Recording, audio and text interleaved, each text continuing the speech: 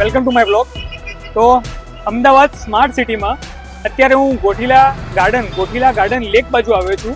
તો અહીંયા ભારતનું સૌથી પહેલું એક સ્માર્ટ પાર્કિંગ પ્રોજેક્ટ ચાલુ કરવામાં આવ્યું છે, જે અહીંયા ઇન્સ્ટોલ થઈ ગયું છે.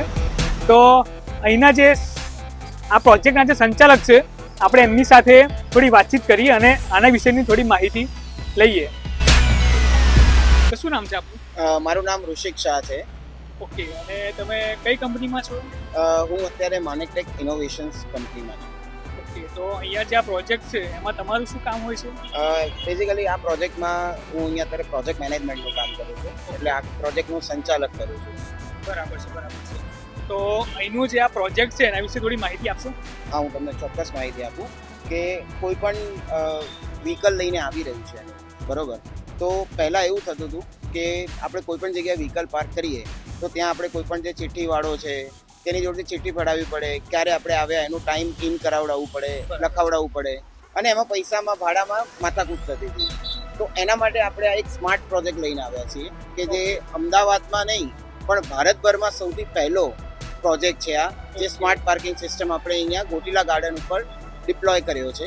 અને અત્યારે અમારો અમદાવાદ મ્યુનિસિપલ કોર્પોરેશન જોડે પાયલોટ પ્રોજેક્ટ ચાલી રહ્યો છે, જેમાં કોઈ પણ વિઝિટર આવે છે તો એને શોપિંગ મોલે જવું છે કે ગાર્ડનમાં જવું છે કે કોઈ પણ જગ્યાએ જવું છે, તો પ્રથમ 4 મિનિટ એને મળે છે કે એ જેની સાથે આવ્યો છે એને તે વ્હીકલમાંથી અનલોડ કરી શકે અને પોતાનું પાર્કિંગ પ્રોપર રીતે રોડ ઉપર કરી શકે.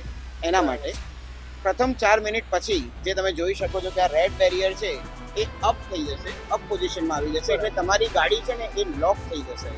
બરોબર, તમે તમારા રોજિંદા જીવનમાં જે પણ કામ પતાવવા આવ્યા છો એ કામ તમે પતાવી શકો છો.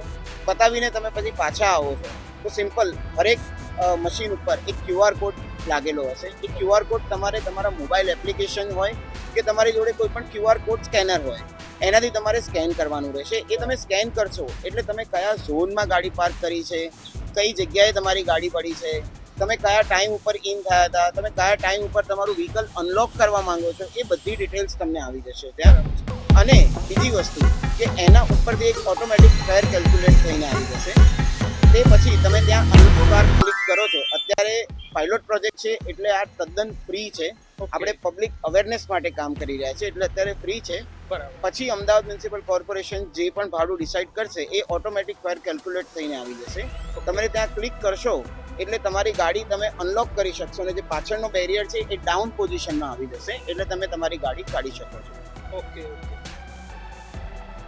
તો અહીંયા પાર્કિંગમાં તમે જે પ્રમાણે વાત કરી એ પ્રમાણે તે સ્કેન કરી અને જે રેડ બેરિકેડ છે એ ખુલી જશે અને તમે ગાડી કાઢી શકશો. પણ મારો એ સવાલ છે કે જે ગાડી પાર્કિંગ કરી નું કામ પતાવી અને ગાડી લઈને જાય પણ એના વચ્ચે જો 2-5 મિનિટ માટે ઊભા રહે, ઘણીવાર એવું બનતું હોય છે, તો એ જગ્યા પર ત્યાં એમની ગાડી હોય છે, તેના માટેનું કઈ સોલ્યુશન તમે લાવ્યા છો?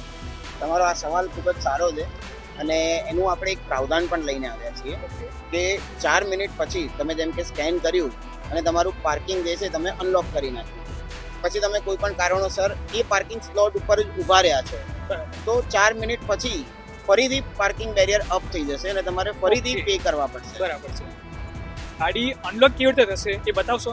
ચલો તમને બતાવું હું ગાડી કઈ રીતે. તો આવો, ચલો સંકેતભાઈ, આપણે બારકોડ સ્કેન કરીએ.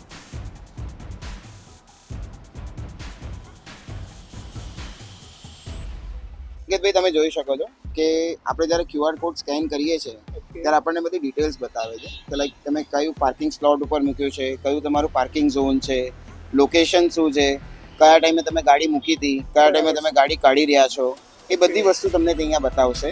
અને સિમ્પલ તમે અનલોક કાર કરશો એટલે તમે જોઈ શકો છો કે આ જે બેરિયર છે એ ડાઉન થઈ જશે.